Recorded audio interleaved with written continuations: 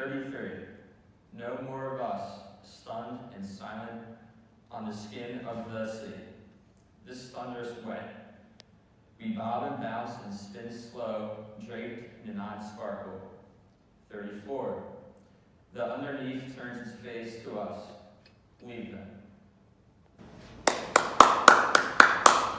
What's wrong? You didn't like it? No, I mean, the poem's good, but I don't think it's appropriate for a white person to perform. What do you mean? It's just a poem. But the poem reflects on a catastrophe that disproportionately affected black lives, so I think this performance is cultural appropriation. How so? Well, first, consider the context of New Orleans. Gentrification leading up to the hurricane pushed many poor and black communities to under-resourced areas in New Orleans. Poor and older individuals may not have had the means to evacuate, forcing many black families to stay in dangerous areas during the hurricane. I mean, remember Kanye West saying, George Bush doesn't care about black people. But wouldn't any performance of this poem bring attention to the communities that were disproportionately affected by the hurricane? Not exactly. A white individual performing this poem may bring attention to the tragedy of Hurricane Katrina overall, but this performance would also blind audiences from seeing the issue as one that disenfranchises black people. This will cause no changes to be made, and it'll continue to perpetuate an unjust system. Oh, you're right.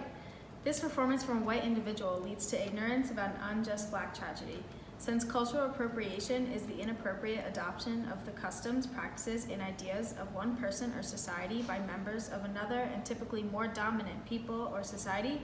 White individuals performing this poem fit into the adoption of tragic experience that disproportionately affected black lives. Exactly. This performance reminds me of key sentence 14.8 from lecture, where Dewey states that the outstanding problem of the public is discovery and identification of itself.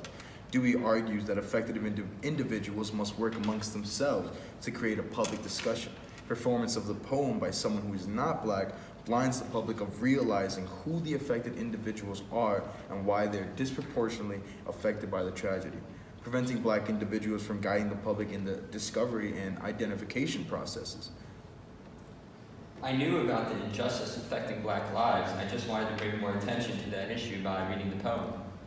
But remember, the performance of the poem called Lost Voices, we learned that when someone stands up for someone, it can also take their voice. So we need to actively remember not to take anyone's voice.